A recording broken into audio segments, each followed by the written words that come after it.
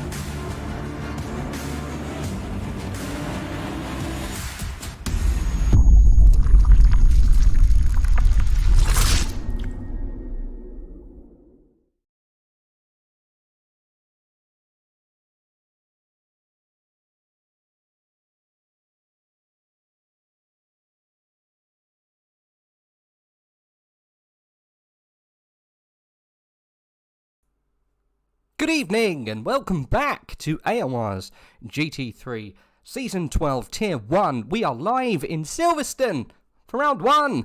Now, I'm RageF1, as always, and I'm joined by my co-commentator, Mr. Jamie Ennis, TwinBarrelJay. Now, I've heard, mainly on Tuesday afternoons, he sets up quite a ruckus beer tent on the exit of the Luffield complex at Silverstone, and it's actually bankrolled by Johnny Herbert. Is that true?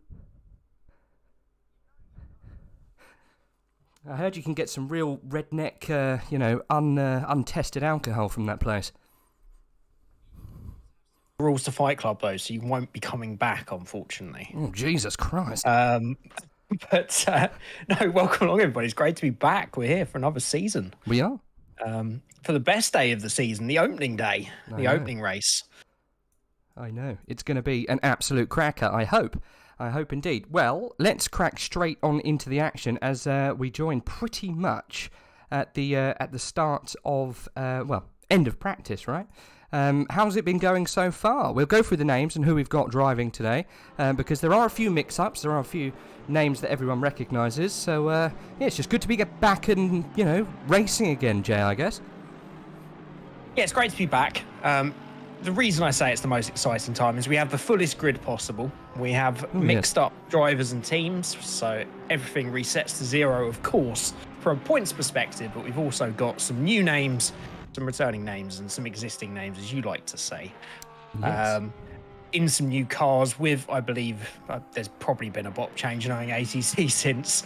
So yeah, there's a lot of interesting stories to develop, a lot of drivers that have changed. We had sort of a crazy season over December and January in the virtual world of people changing teams from the esports perspective as well. So there's lots to talk about and changes happening there. But yeah, just excited to see. We could be potentially up to 50 cars today. We could be. Which, blimey, yeah. If I'm normally hot in my room because of how much heat my computer kicks out, we could be in more trouble today.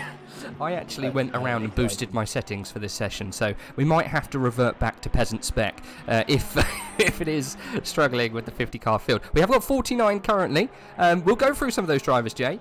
We do have a few people to talk about, like you say, some changes of team. First change of team that is worthy of note is Mr. Luke Whitehead, the Ripper himself. He is part of the Veloce. How do you say it these days? Veloce? I was thinking about this before. I believe it's Veloce. Veloce. No, Veloce is not Ferrero Rocher. I don't know, is Ferrero Rocher French? Maybe Veloce and Veloce are French. Who knows? But, Luke Whitehead alongside. Now I knew I was going to forget this. Is it Petrochenko? No, it's not. It's Caracas, isn't it? Grantis Caracas alongside him in the Veloce team. Yes. Making their moves over the summer. Well, the sim racing summer of the winter. Right. Getting our seasons confused there, Jay. It's fine. It'll take us some time to warm up, especially me. We're jumping on board with Tinker van der Velde, the current season champion. Do correct me if I'm wrong, but I'm pretty sure he won last time out. We're very happy for him, the number 66 car. His paint, obviously not working. I definitely downloaded the paint pack. There are some painty cars here, but not all, which does beg a few questions. Maybe we'll speak to the man in charge of the paints to make sure everyone's got those running. I certainly did install it, but sometimes I've got them, yeah, but it sometimes takes a few loads for them all to sort themselves out. Yeah. I mean, Luke Whitehead for me is just a black hole of nothing. A shame and also a winning spirit. But we'll see how he gets on this season. Petrochenko is back with us. Grantis Caracas, as we just said, will also be back with us. A name that you may not have heard, but some of you long-standing ones might have. It is Vyacheslav Abeladze. He is a mainstay in the endurance scene, so we have seen him taking a little stab at Tier 1. It'll be good to see how he gets on. Luke Southall, back in the pig. Nice to see. Leon Burnt currently running around, part of the Ranworth and Esports team. He is in a Honda. Times though, Jay. Luke Whitehead currently tipping the top of the timing screen there with a 1:56. George Boothby very close behind in a Ferrari. Petrochenko in a Ferrari just behind him. Moving on then, Cody Sherritt is back with us, and he is in a Ferrari. Good to see him back. Samir Foch in the pit, but back with us. He'll be joining us again in a Ferrari. New driver here. Haven't seen this man. Justin Stabenranch, who knows? Stabenranch, maybe. We'll maybe get a word on him of how you say his name. Tadas Yukand, oh my goodness, they're making it hard for us. Nikita Bogrodovsky is also back with us. Good to see him back. Makoven is also back. We've seen him before. Jardier, the big YouTuber, he will be back with us in the Jardier community team. Vanko Dimitrov will be back in Tier 1 again. Good to see him. Jamie Nuttall will be joining us. I think we're very soon going to be switching over onto the main event. Alexandra Lee will be joining us too. New driver there. Ayrton Manisha in a Polka, I think, back there. No, an Audi. Number 88. What a fantastic number, Jay. We have moved forward into the qualifying session, and the game has burst into life as we go live for the first round of qualifying. Who should we go on board with? I think it might be a good old race between old Luke Whitehead and George Boothby, I think. Yeah, I mean, either or are going to be interesting to see their opening forays into qualifying. One name that I'm quite interested there is we heard a lot about as we tended to promote the Tier 2 stream, which is coming tomorrow, of course, last season. And that was the guy that won Tier 2 last year and has been in Tier 2 for 3 or 4 seasons. That's Jamie Nuttall. Really I recognise that name. See how he stacks up now that he's been promoted up to the big leagues. Yes, that will be interesting. See how his pace stacks up. He was well up there in the sort of upper midfield in practice. So we'll see if that can translate into qualifying. But yeah, we're going to be naturally drawn to the usual suspects, right? Yeah. Of the likes of Petrochenko, Whitehead. In Stroza, I'd be interested to see if he can show the kind of pace that he started last season off with. Obviously, our season 11 champion, Tinker van der Velde. But yeah, I'm always up for a few surprises, and this is the first time we'll really see how they stack up over the next 13 minutes then. Yes, I think so. We do have some notable names that may not be here anymore. I can't see him on your timing screen, but he was on mine for a small... Oh, no, he is there. He's good. It says he's out, but he's not. But he's here. Mikhail Statsenko. I think he had 2 wins last season, and we didn't see him through the latter part of the season. So maybe with a bit more commitment, we might see him back for, you know, some good finishes this season. Who knows? But it's a worthy note there. Mikhail Statsenko, very fast. I'm pretty sure he won 1 or 2 last season. Anyway. He did. He was very strong in that Honda early doors, wasn't he? He was. Along with Van der Velde. But there was some some incidents early on that didn't help him out. But yeah, he's definitely got at least a victory. It's going to be a busy track. As we said, So we have busy. close to 50 cars. We have the 49 going around this incredibly long track around Silverstone. You wouldn't believe it out there at the moment, as it looks like a pretty well-known British road just down the road from here, the M25. It's not It does too far look. away from that. I moved away Back from way, that car it's park, job Jay. position. We moved away. We're on board with Luke Whitehead as he opens up his lap. I think he's behind. I can't quite work out who that is ahead. I think it's Samir Foch in the Ferrari, the 888 car, just up ahead. Jura Petrochenko, I think, is currently leading them round in the 26 Ferrari, you can see there, just up ahead. So yeah, we're off for the first qualifying session of Season 12. Jay, I did have to check my Roman numerals before we started. I was like, are we Season 11 or 12? I can't seem to remember. We are Definitely on to 12. 12, We yes. are on to Yep. 12. XII, right? 2 after 10. Yeah. Yeah, I see from an artistic point of view why they do that. I'm going to call it Season 12. Yeah, let's As go we with get Season further 12. and further into the Roman numerals, it gets more and more confusing. But yes, Season 12. Imagine that. I know. But Absolutely yeah, it's going to be interesting to fantastic. see. The Ferraris obviously were something that people were really trying to steer away from in the past because of the way it was behaving over the curbs, the way the suspension was throwing up all kind of wobblies where you didn't need it. But they seem incredibly competitive around here, and we've got some big names back in a Ferrari, so it can't be all bad. But it's going to be interesting to see how they stack up between the Ferraris, the Porsches, and the stallion that was the NSX from last season that just ran away with it for the majority. We got some times But, up, Jay. we've got some times, we do. Yeah, talk us through them. Luke Whitehead setting the times somewhat on fire with a 156.4. 3/10 back, Jura Petrochenko, who is leading the way, punching a hole. Samir Foch follows him 3/10 down. That's quite a gap. We got some changes. Igor came in 5th and jumped down a couple there. Matthias Kuhn in 2nd place. With a very respectable time actually there. I think that was a 156.7 considering. So well done from him. We've got cars off the track there. I think that's Foch finding a place to pull it over. We've got some new names though inside the top 5, Jay. Justin Stabenranch. I don't know how to pronounce it, so I'm just going to go with Justin. Justin likes to Stabenranch. No, he's German, isn't he? So it's probably something I'm going to go with that. Is It's it- from the Ren Welton esports teams, which also sounds... Isn't a B with Why an not? umlaut over the top of it an S, isn't it, in German? So it could be Stusenranch. It could well be. I'm just going to call him Mr. Stabby I'm going to go Horse. student route at the moment because if I'm going to have to, as he has a massive slide from Justin, let's go with Justin. But now in the 911 Porsche, what a number for that Porsche. It and, is. Yeah, he's nicely in the top 10 at the moment, but he's going to have to reset, get some new tyres on that, refuel, and head back out again. That was that's smelled a little bit of a. I've got my fast lap in. I'm just going to see if this sticks. It doesn't. Surprise, surprise. So he will get some new tyres on it and head out once again. He does indeed. Right, who have we got improving, Jay? George Boothby, currently with a 56.9 on the board. I think he's going to improve by 2/10. That's going to put him roughly around the top 5 if he can get it across the line. I don't think he did, actually. Whereabouts is he? Oh, no, he's coming through that area that I can't remember. Club. Is that where it is? Club, roughly? Sure. Yeah. You know me with corner names, even for the track that is our home track. We should know so well, but I don't. Tadas Yuknevicius, I'm going to go with that, is up to P4 in the Porsche. That was a good lap from him, just 4 tenths away from Luke Whitehead up top at the moment. There is a big gulf for some people to slot in at the moment, isn't there, between Kuhn and Whitehead in first and second. But you expect to see the times tumbling a little bit more. Get through the session.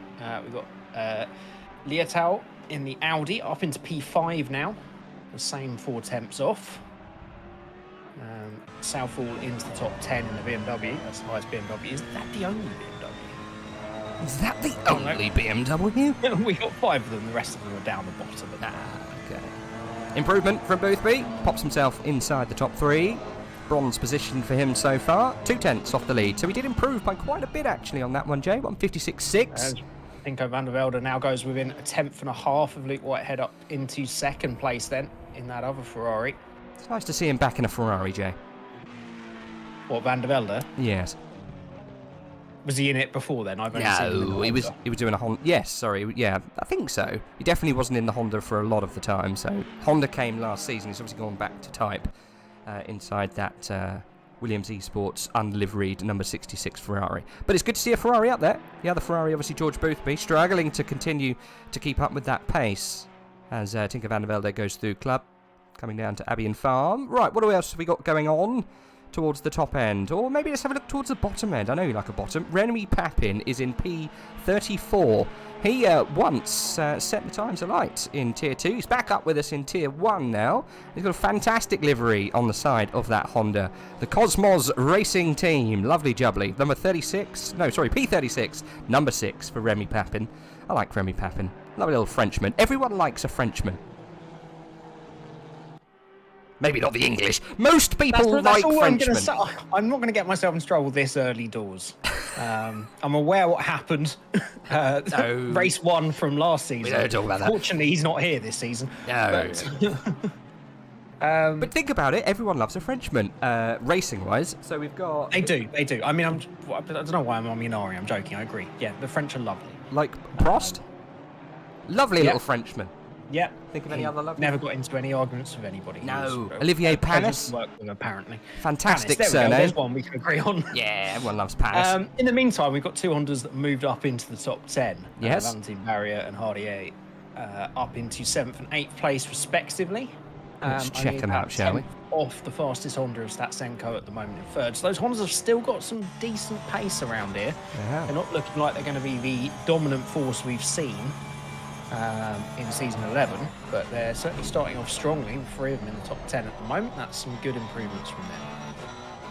Right, I've neglected chat for a little bit. Dan Solo says he's going nuts for Nuttall this season. He's got a couple of funky emojis there. Everyone cheering on, or quite a few cheering on Nuttall, so we'll see how well he gets on. But with Grantis Caracas, he was up 2/10, and he does complete that time, only a 10th shy of Luke Whitehead. That's how good Luke's first foray was. Absolutely brilliant work. Jura Petrichenko, currently P9, he is up a 10th for Whipperman Racing. He's back with the same livery, it seems, and he's just about to, I think, possibly improve. Whereabouts is he? No, he's coming through Abbey and going into Farm, so a little bit further down the track, I think, for an improvement, but he's still a 10th up, Jay. No more improvements inside the top 10, but we do have Luke Southall a 10th up, and he's just gone through club. Yeah, that was a great improvement from Caracas. You'd expect Whitehead and Caracas to be working very closely together. The Veloce boys this season, at the moment, it looks like it's paying off.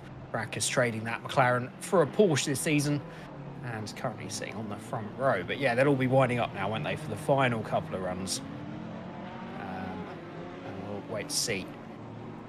Justin Two-Time Jacobs in the chat. Sorry to interrupt you, Jay. He said he's No, going it's to... fine. I was wondering when you picked that one up. He's going to cast this to his television. Well, hello from the television. That's not the comment I was talking about. No, we won't talk about the others. That's absolutely fine. I don't really understand it, so I don't know if it's if it's meant to mean something or not. But anyway, have we got anybody on a lap at the moment? You can see the timing screen live. I love it that Glimmeril says you need to open up a map of Silverstone. I have one in front of me. It still doesn't help. I've even been there. You've been there a few times as well, haven't you, Jay? I have indeed, but not since 2007. Ah, well, it's changed a bit then. Before then, I went 5 or 6 times. Exactly. I'm going to plead that it's a completely different track layout in the entirety of about 3 or 4 corners that have changed since then. But I know all the names of the corners, not necessarily the order that they come. Yeah, that's the real problem, isn't it? Really, to be honest. And I have to balance myself between I'll look at a track map, work out where we are, and then commentate on something that's happened to about 20 seconds ago. That's what I have to balance up. So I feel that I just try to do it on the fly. Oh dear. Right, well, we're coming out of club. There we go. See, we're getting right in there with Jura Petrichenko. He's 2/10 up, Jay. George Boothby's also a 10th up in 5th place, so he's got a little bit of movement to go. Not too sure where he is on track. 35 seconds in, so he's probably just leaving the first sector going through Abbey and, Maggots and Beckett, so he's probably got a long way to go with that 2/10, so he's going to have to work hard. Jura Petrichenko has actually capitalised on his 1/10 up. He's now 2/10 up, and he's coming down towards the final area of the track, Jay. We could see a movement from Jura Petrichenko inside the top 5.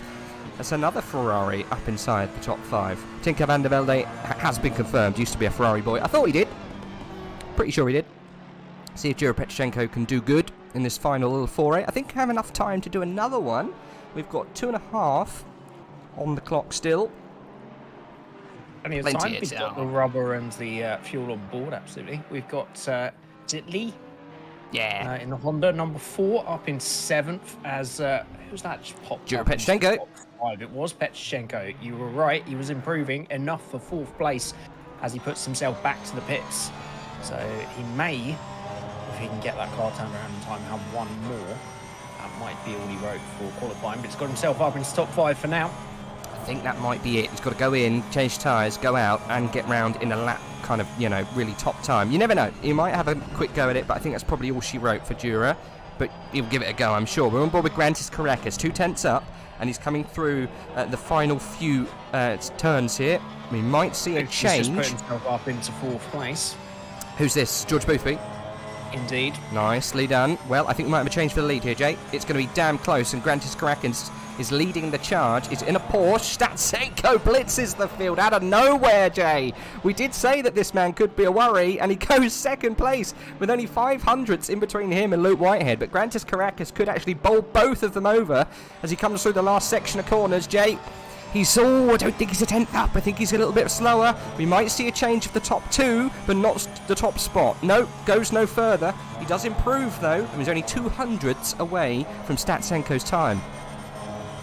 Yeah, and he's lost it going through Cops in turn 1 then. So that will be the end of his qualifying. He does move himself up. But yeah, that was a massive improvement from Statsenko, putting that Honda on the front row provisionally.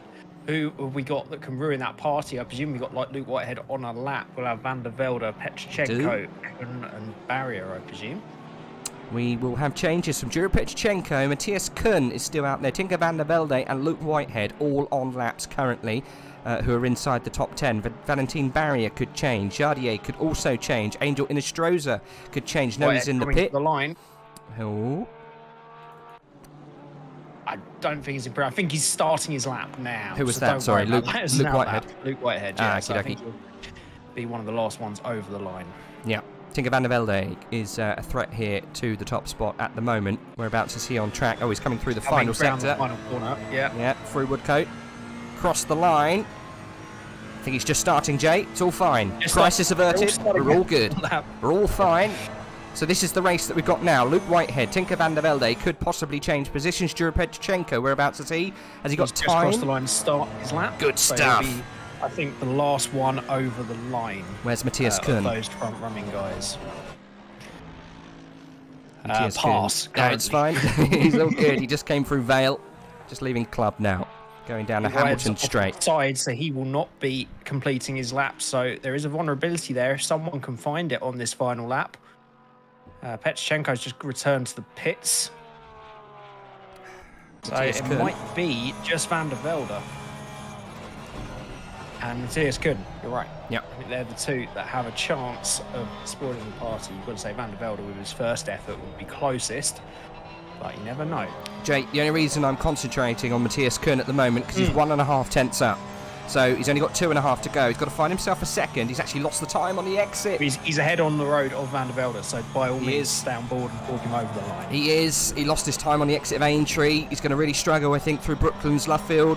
I think we're going to be in a real trouble here. I don't think Matthias Kuhn has got it in his pocket. You never know. He could have a really good little section here, but I think he's going to struggle to improve. He might go up a place or so, overtake...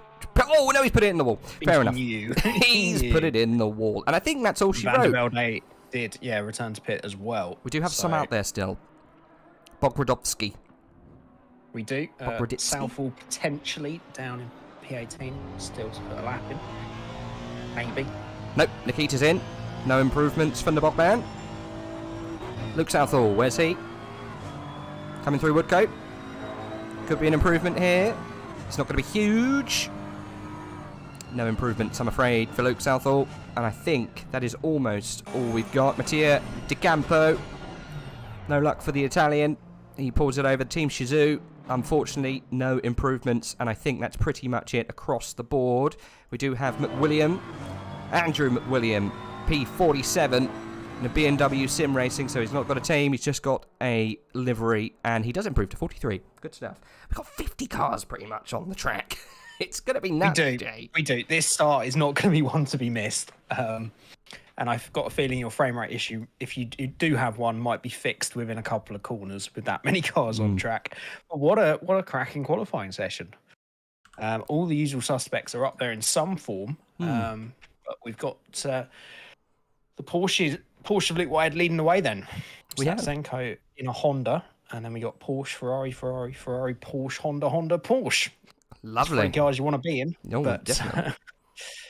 Which one for the race? We'll have to wait and see. We will have to wait and see. Oh, God, I've got to talk through this whole grid, Jay. There's so many of them.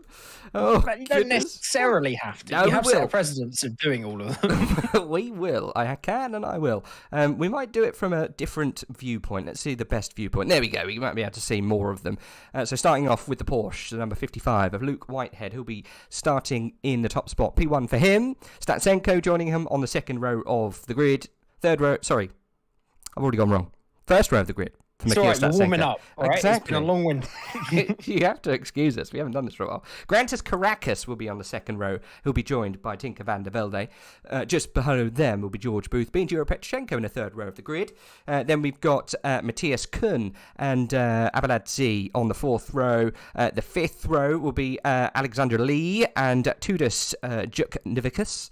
He'll be on the fifth row there. Valentin Barrier and Matthias Latho will be on the sixth row of the grid there. Jardier and Nikita Bogrodovsky, I think, will be back there in the seventh row of the grid. You can see them together, both in Hondas, it seems. Angel Inestrosa and Harry Phillips will be one behind them. And then on just one behind them in more, it will be Justin. I've already got lost, Jay. 17 and 18 will be Justin and Samir Foch. Luke Southall and Jamie Nuttall. Good to see him so far up on his first foray in Tier 1. We've got another Matteo Naldi, I think. He'll be just behind the other two of Jamie and Luke Southall. He'll be joined by Leonard McAvin. Cody Sherritt will be in 23rd, Gert Fischer in 24th, Matteo De Campo one behind with Arthur Patat joining him on the same row. We've got the Apple Man who's back. He'll be with Aidan Walsingham. We got Bonsfills, a new driver there. He is in an Aston Martin. That's the first Aston we've seen so far this afternoon. Igor is back with us. Just behind them will be Darren King and Leon Burnt. Then we've got Perez, not the one we all know, the Alejandro Perez, though, with Tim. I'm not going to do your surname, mate. It will only embarrass myself. Philippe Slasky, Ayrton Manisha, Remy Papin, Daniel Pashke down there in P38. We've got Vladislav Kolosov in 39. Makowski in P40. Vanko Dimitrov in P41. We've got Jonas Fawkes and Andrew McWilliam in P43. Mats Lynn Anderson is joining us back in a Race Anywhere SimSport. Good to see him back on the Tier 1 grid. Jack Oliver and Anton Tarasov will be joining us this evening in P45 and P46. We've got Vasily Anarev, a regular in Tier 1, joined by Jordan Watson in P48. And then right at the back, we've got Lucas Scheckenberger. Fantastic name. He'll be in an AMG Mercedes for Spaghetti Racing. Fantastic. We got through. I got lost, but we still got through there, Jay.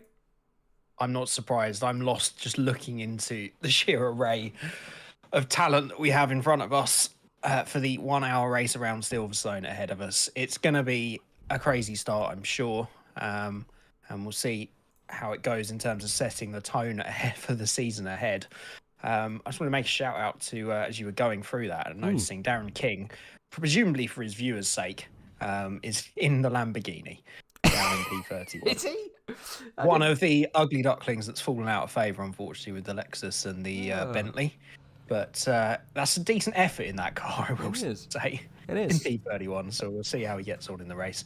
I could name all the Brits, JF, but... I'm going to go through it. I saw his request. We've got Aidan Walshingham, Andrew McWilliam. As well, but we'll do it. Aidan Walshingham, Andrew McWilliam.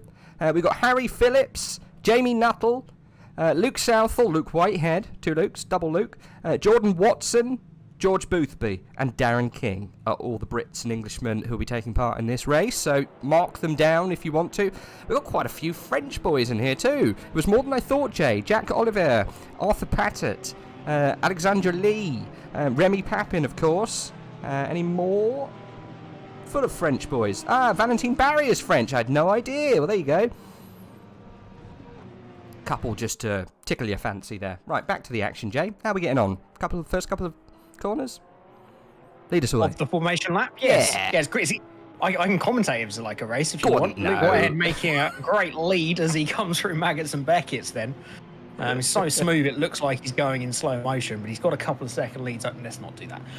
It's going to be interesting. This is, well, from what I've seen the last couple of seasons, obviously you've got vastly more experience than AOR, but these opening races can kind of set the tone between these front runners in terms of how we've seen the instance on the opening couple of laps decide championships later down the line. So it's going to be interesting to see how these guys stack up against each other, as it's not an easy sequence of corners to start a race like this on, especially with a field this big. Cops, Maggots and Beckett's. There's plenty of opportunity for contact, but we'll have to wait and see. Right. Yeah, we could see a completely different picture from the race, depending on which of those cars get on better over a 60-minute period rather than a 2-minute period. But, yeah, excited. Very much so. JF wants to know... right, I'll read out this little scenario for you, Jay, and you choose just one name, because I know who it will be.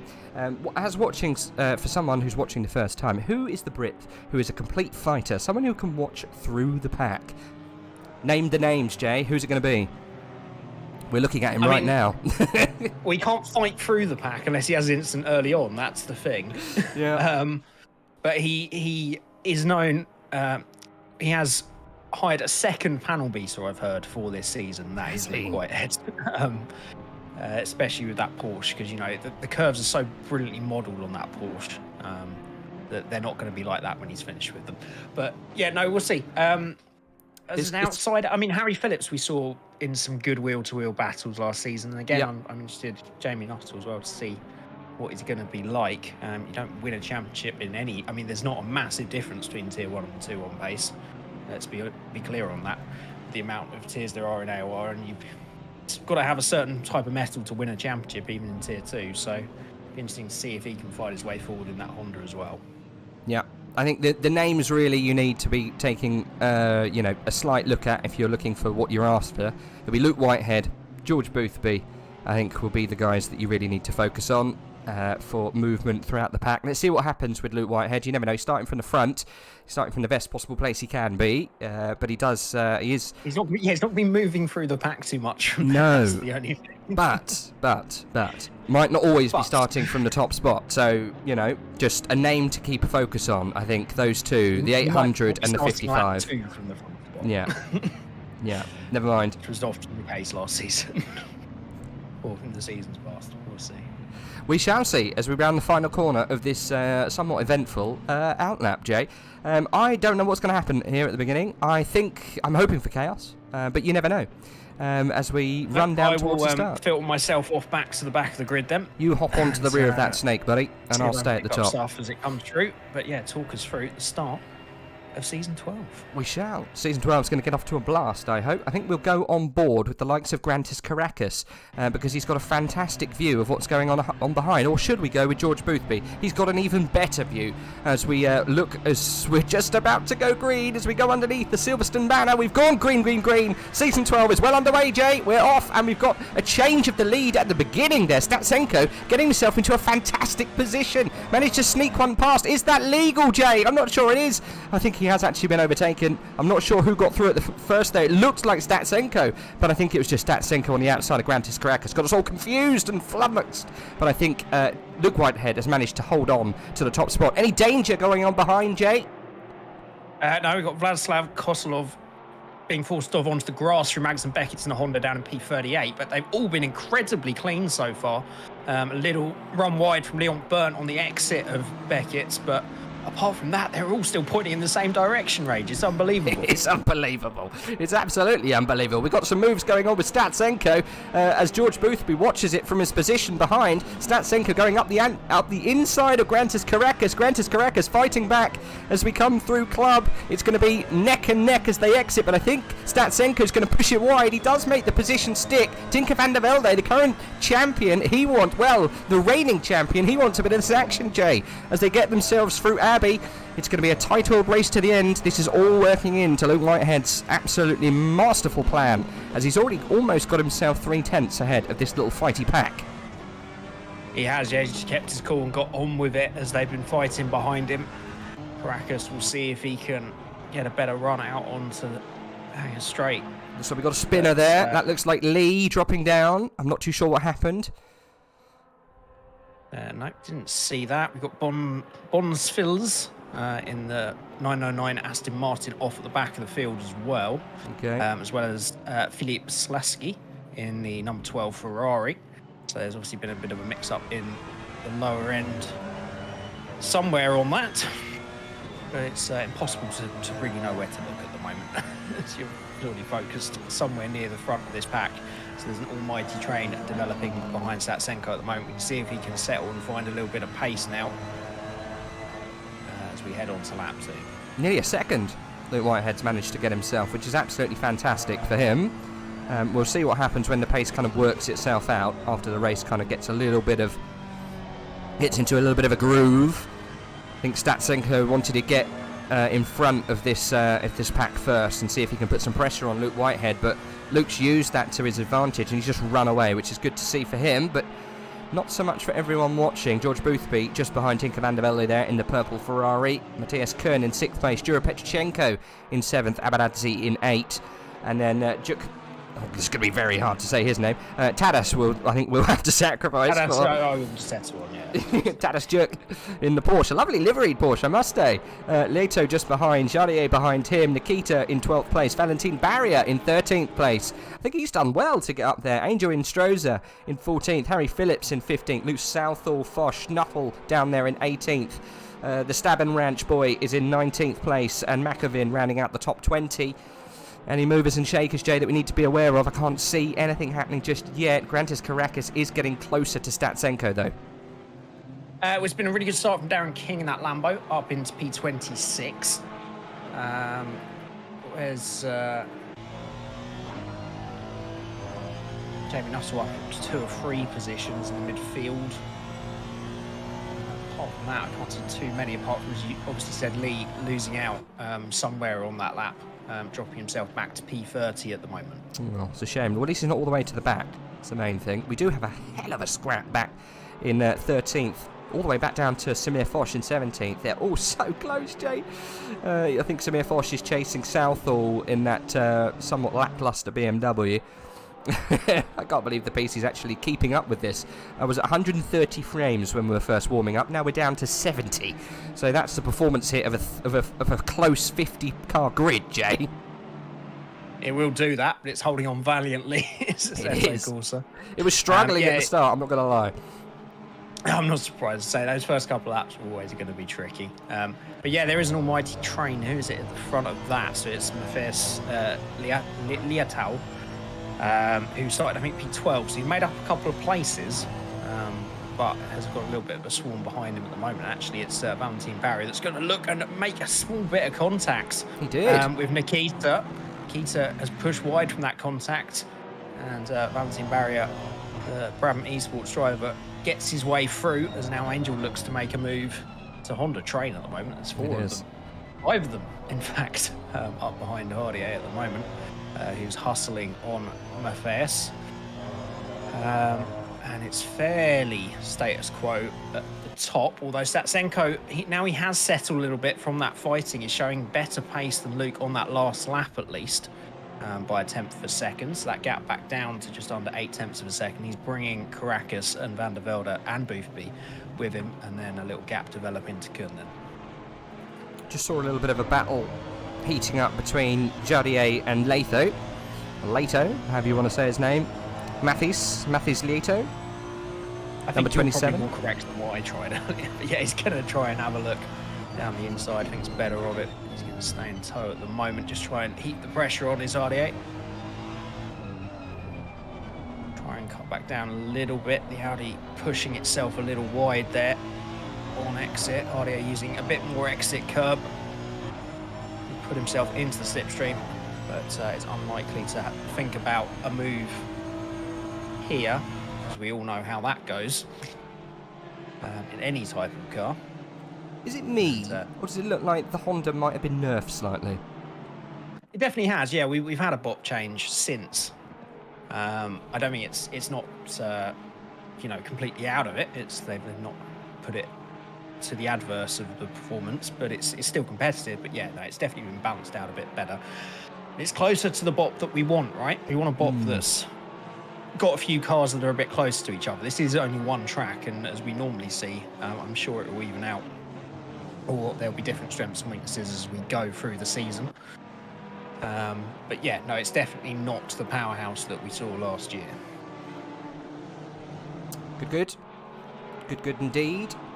I always thought there was a slight twist on the J of Hardier, wherever he is. But no, being Twisty. Twisty's correcting us, Jay.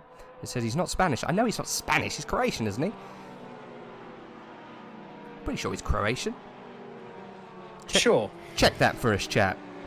I know they've got some funny rules when it comes to C's and J's and H's and whatnot. Oh, he's Czech. Okay, well, there you go. It's close enough. I was going to say that, and I didn't want to say the wrong idea. It began with C. That's as close as I got. Well, there you go. He's from the Czech Republic. Fantastic beer. They do, yeah.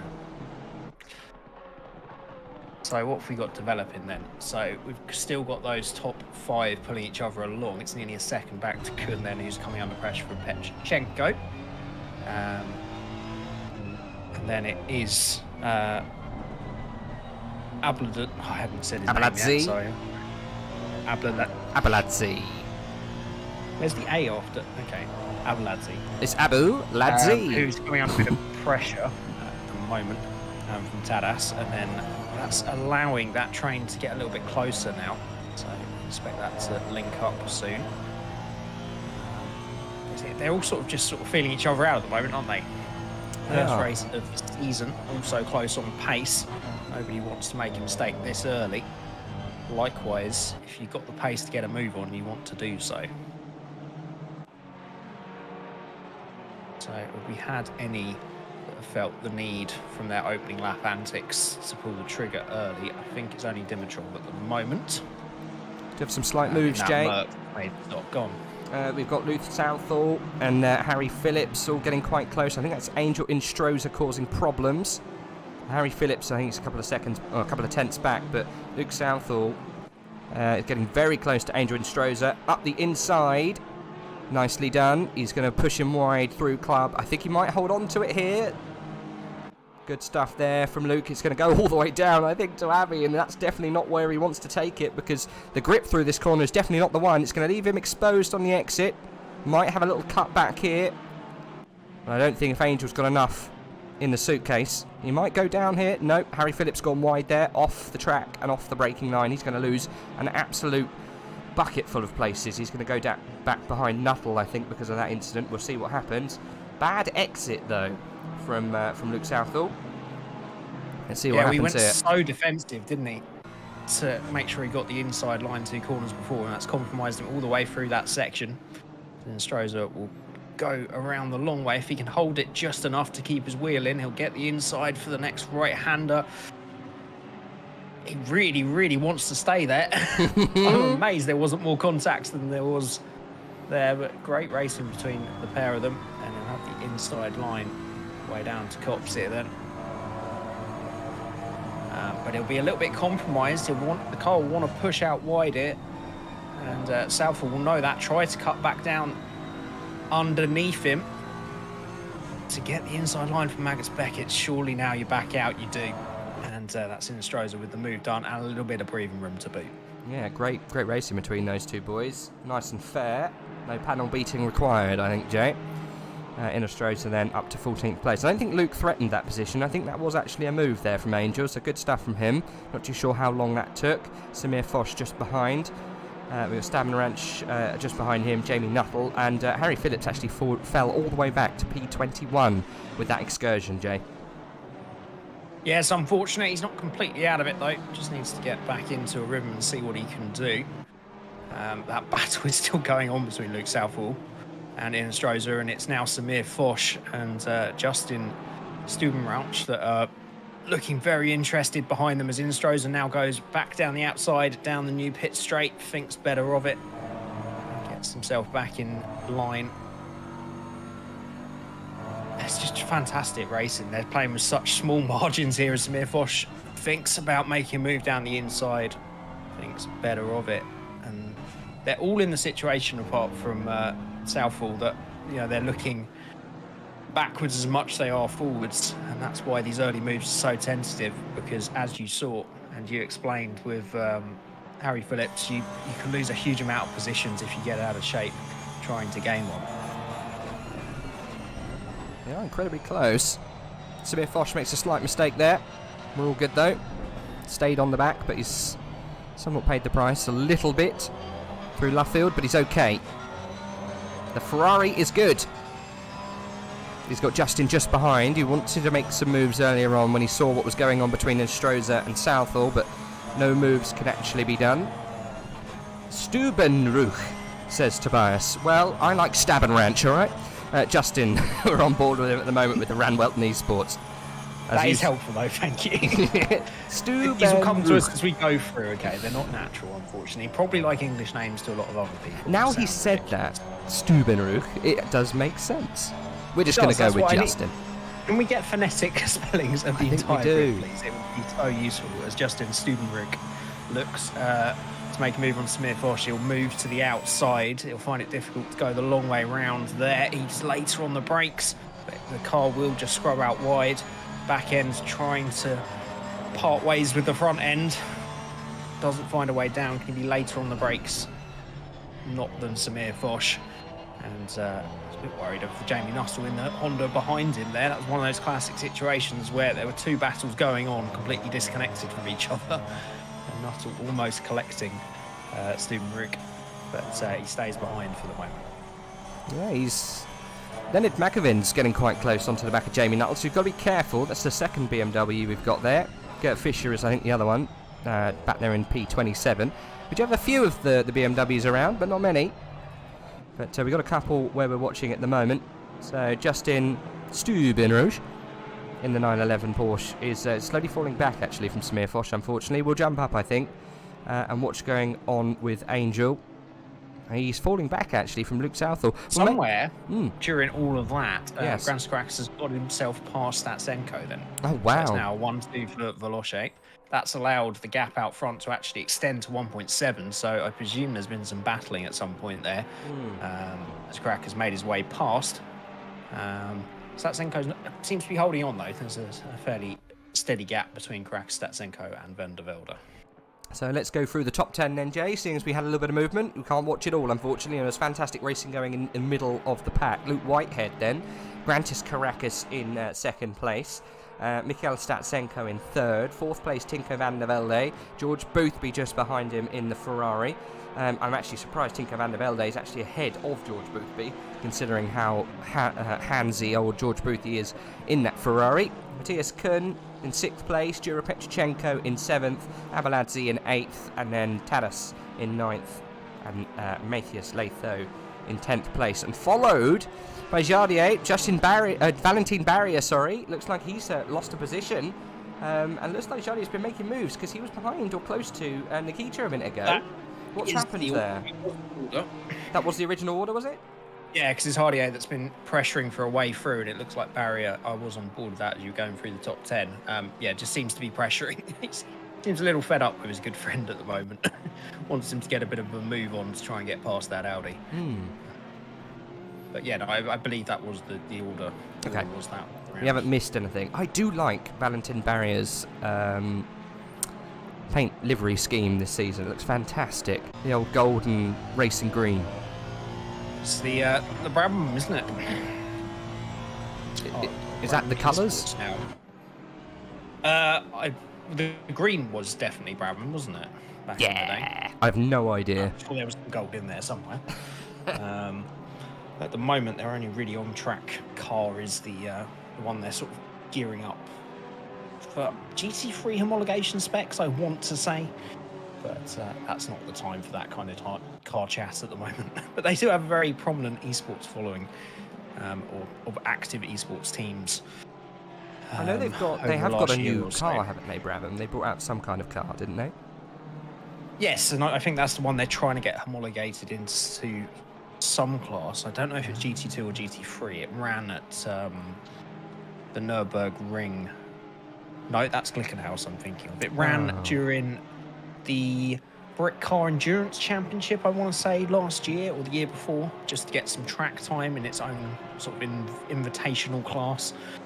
Stop me if you don't want no, it's absolutely history of cars, but absolutely yeah, I think fine. they're trying to get homologated for something similar, like Glickenhaus are trying to get, say, GT3 homologated, which I would love to see. God, yeah. Oh my God, there's absolute pandemonium going on the back end of this grid, Jay. We've Let's completely look at that ignored then. it. We have means. completely ignored it, but there's absolute chaos going on behind. I feel I bad. think I know where you're looking. I feel very bad for the live stewarding this afternoon because chat asked me to see what Lucas Schuneckenberger was doing back down in P32. 2 cars off there of Mikowski and was that an Audi off as well? Sorry. I mean, there were so many around at that point of the track. I'm not surprised that some of them have found their way into the barriers. What's going on a little bit further back as Christos Mikowski, I think, gets past Mattia Di Campo. There's lots going on, Jay. I don't know where to look because it's all chaos. Oh my God, and Watson nearly goes into the back of Di Campo there. Welcome back to AOR, people. This is the racing I was expecting. It's just at the other end of the grid today at the moment. Yeah, Mikowski, I think, was quite a few places above this and got knocked back. There's definitely some damage on that BMW as Vasily Anogrev looks to make a move in that Rocket Sport liveried Honda. Can't find the long way around. And yeah, Mikowski holding on quite nicely at the moment to Campo with a lot of damage on the front of that Porsche now, with almost a little bit on the back as he almost gets pushed into the pit lane by Anton Tarasov. Oh goodness, he almost wheeled him in there, and you need to go into this pit, Sonny Jim, and pushed him in. But no, we got some moves then. It looks like we had some accidents that we probably missed.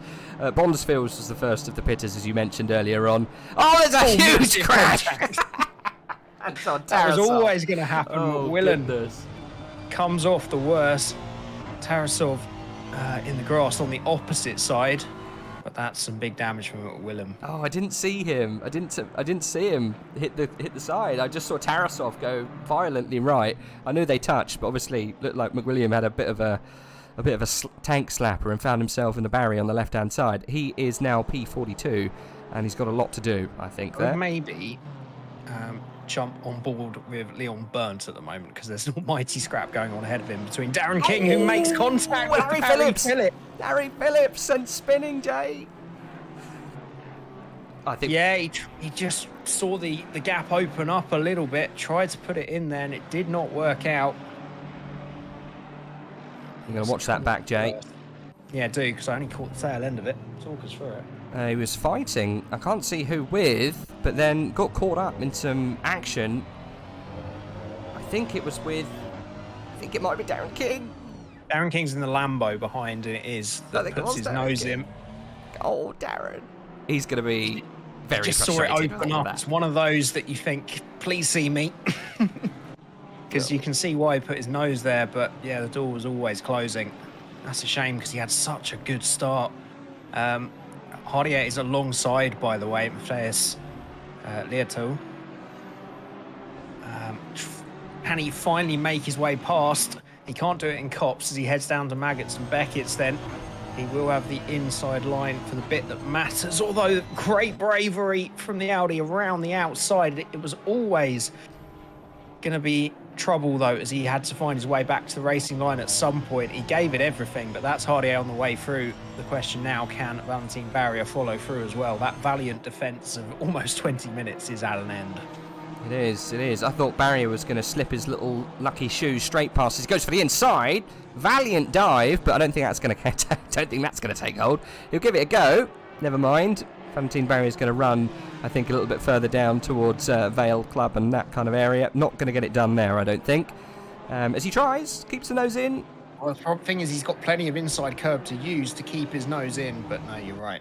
He has to back out because there's definitely not as much curb over the second part of that corner because there's a massive sausage in the way. There is a massive sausage. News just in. Huge sausage. Chardier has got fast. Yeah, Chardier's got fast. That's the main headline from that little battle. Nothing's changed at the top, just so you know. Luke Whitehead, followed by Grantis Caracas. Statsenko in third place. George Boothby in fourth. Matthias Kuhn, fifth place. Juro Petruchenko was second back in sixth. Avaladze, seventh. And then we've got Tadas Jukenvikas. I've no idea if that's right, but we'll go with it in P8. Jardier in P9. Matthias Latho in P10. Valentine Barrier very close, though. I think he's got past. He's passed. He Good. did. Yeah, he got the inside for the double left-hander. Had the better straight line speed down the main straight. Got it done in the braking zone, so he does find his way through. You just have to give us some creative license with the names, okay? Yeah. It's just, if we were sitting there and thinking about it before we said each one, then we maybe would have better attempts. But unfortunately, we have to say it on the spare of a moment. All we can say is, Jay, terribly sorry, we're English. And that just forgives everything.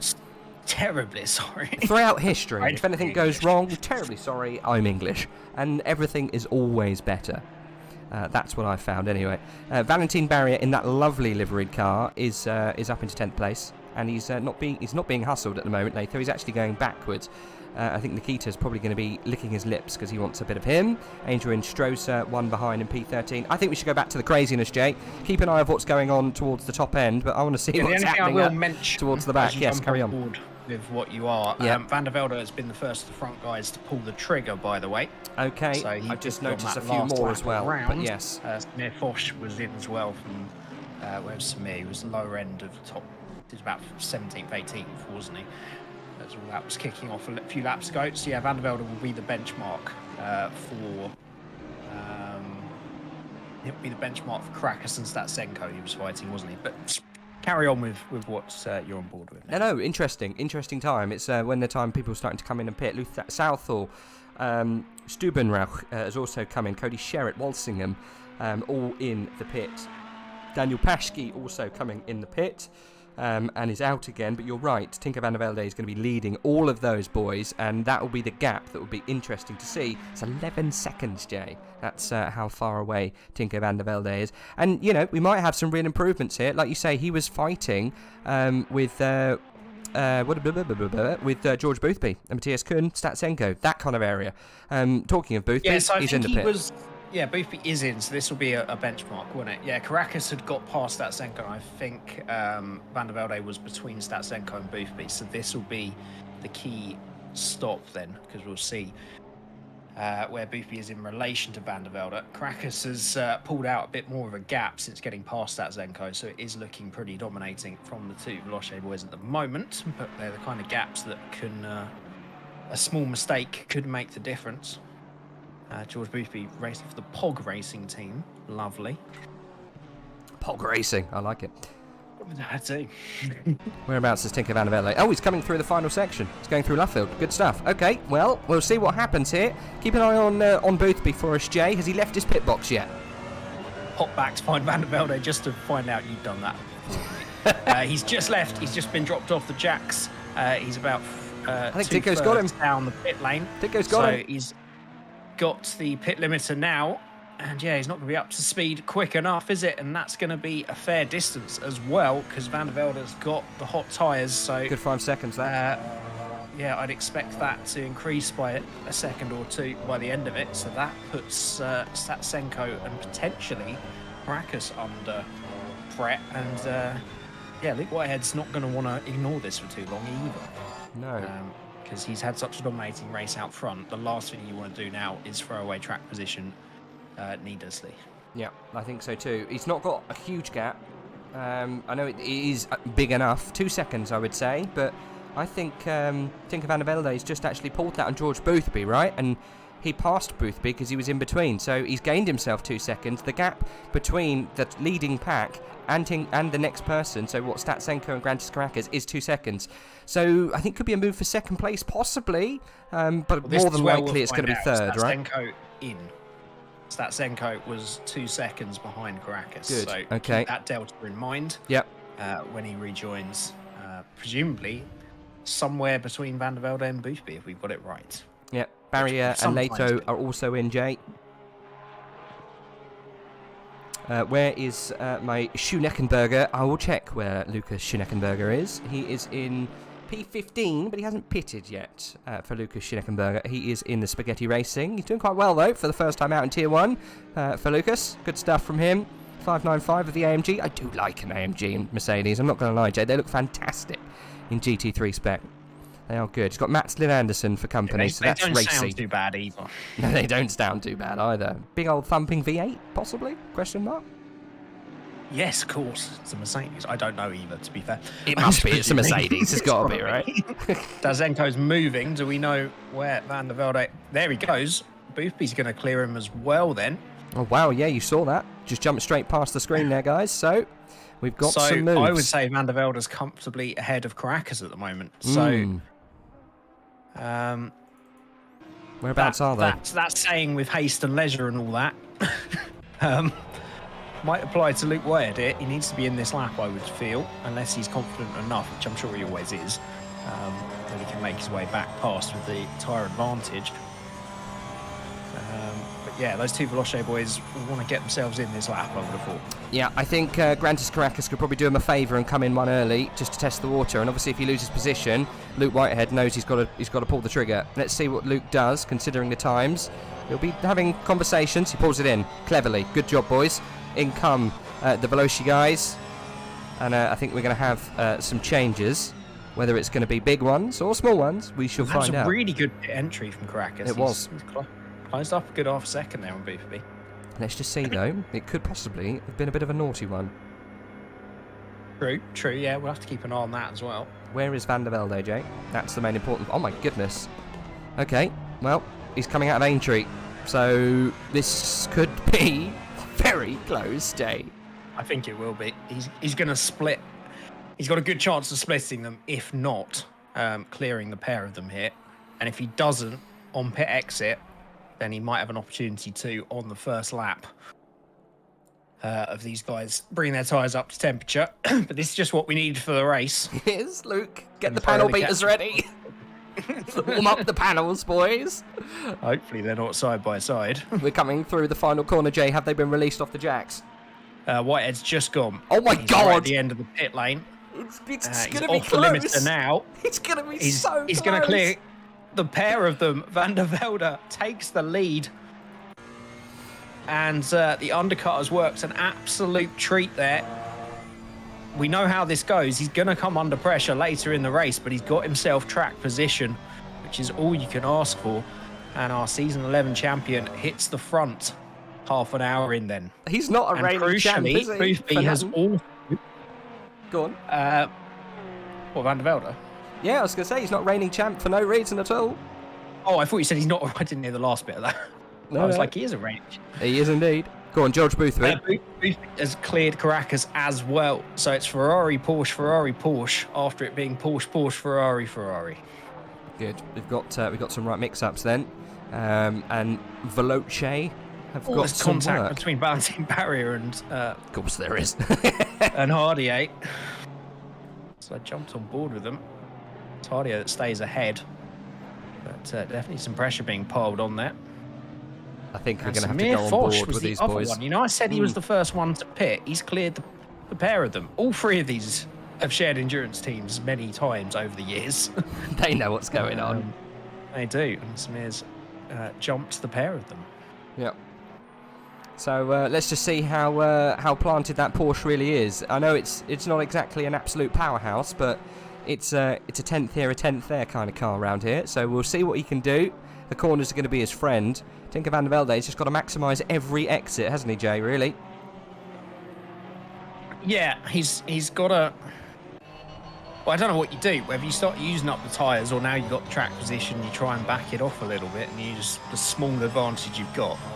But you don't really want that Porsche getting anywhere closer to you than it has to. So it'd be a bit of a risky game to start looking off tyres at this point. Probably just go for help. Just go for it. Kind of pace is. That Porsche is going to get so handsy when it comes towards the end. It's going to get really, really fast when it loses fuel. I would just go for it, mate. You've got to put pedal to the metal. I think he's probably going to lose the race. I don't think he's going to hold on to it, but I think he's looking at podiums, isn't he, really, for Tinker van der Velde? You never know, though. It's just GT3 racing. Anything can happen. Well, yeah. It's, well, they've still got this kind of fuel level on. The first couple of laps are going to be the really fast ones. So that it's the next couple of laps that Luke Whitehead really needs to eat into that advantage. And then it should come back to Van der Velde in terms of that delta not being quite as big for the middle part of the half an hour we've got left. And then, yeah, the last 5 or 10 minutes, he's going to start to struggle against him. So, yeah, if you can just weather the storm the next couple of laps and see, you know, track position when you're talking a couple of attempts of race pace between them, could be all he needs. 1.2 is the gap at the moment, Jay, so we'll keep an eye on what that does throughout the next couple of laps. He does visibly look like he's closing a little bit here, Luke Whitehead. So we'll see what happens when we come across the next timing line. But Luke Whitehead, 1.2. Yeah, he's catching 3/10 in that lap, Jay.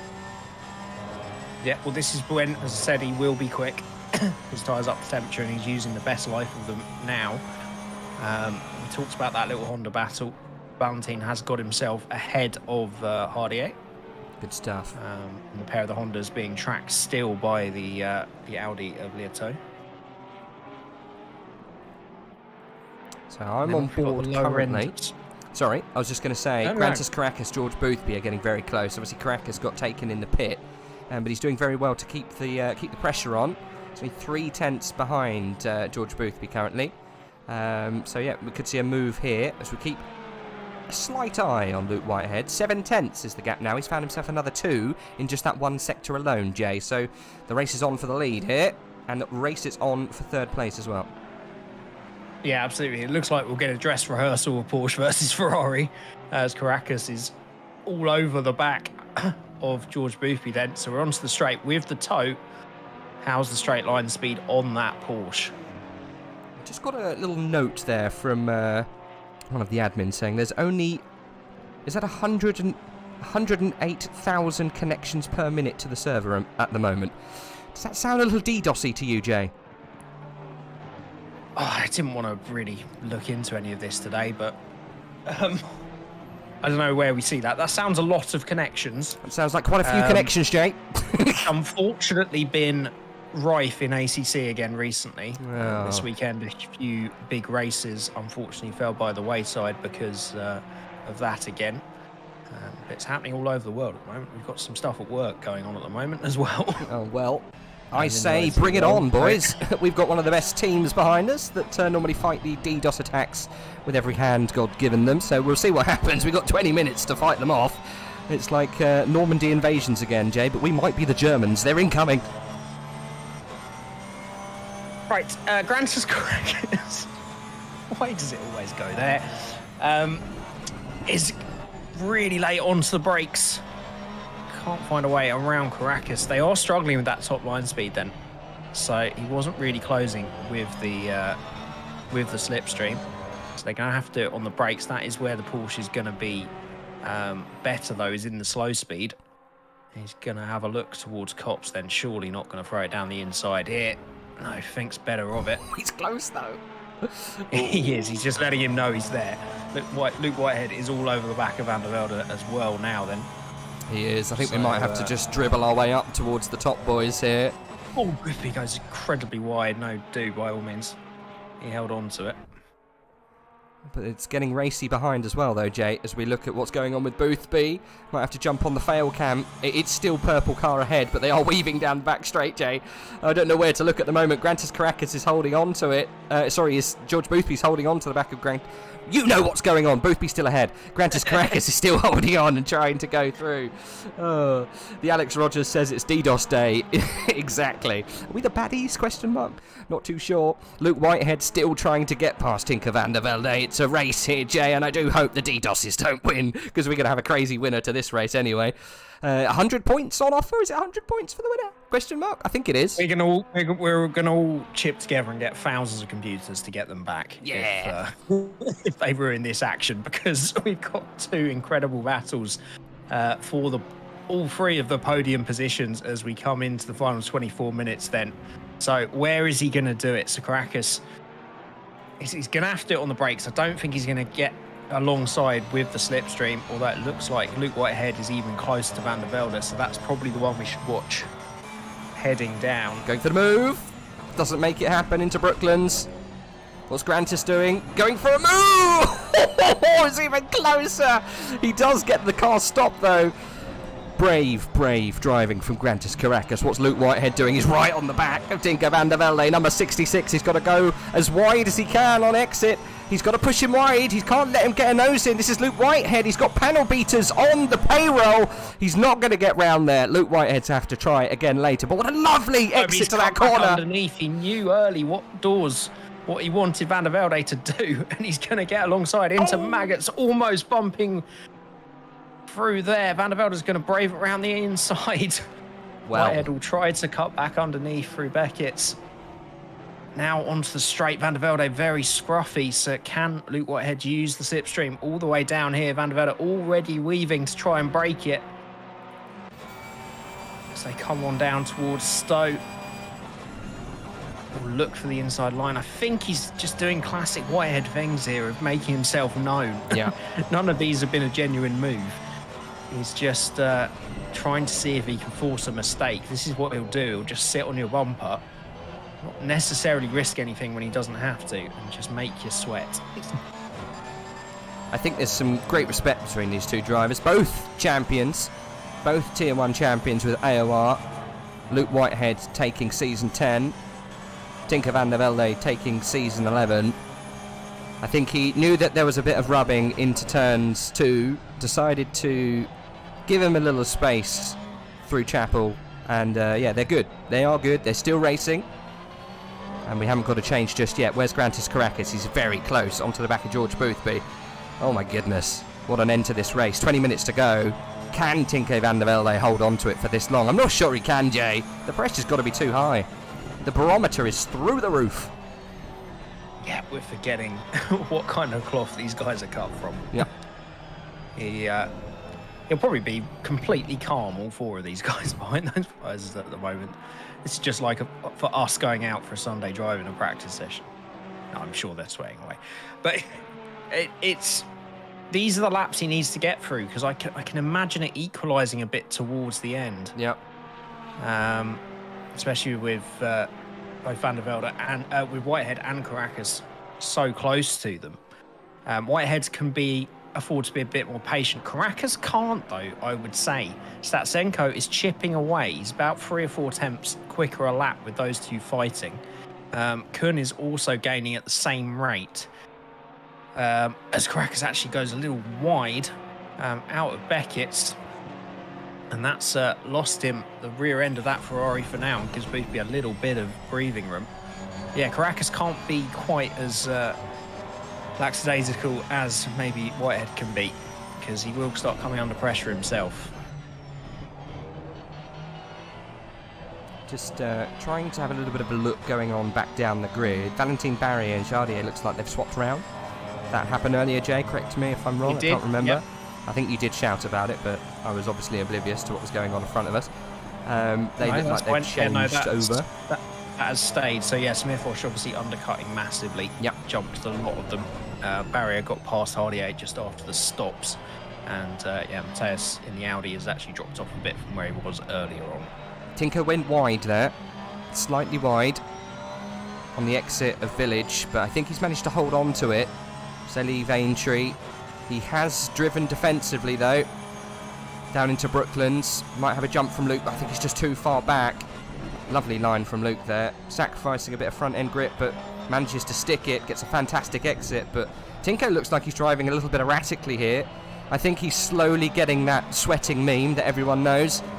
You know what I mean? When you think of it. I think he's got water pouring down every orifice at the moment as he hugs the wall in pure desperation.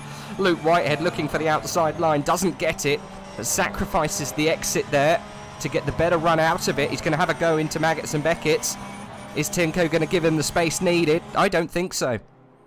Try again, friend.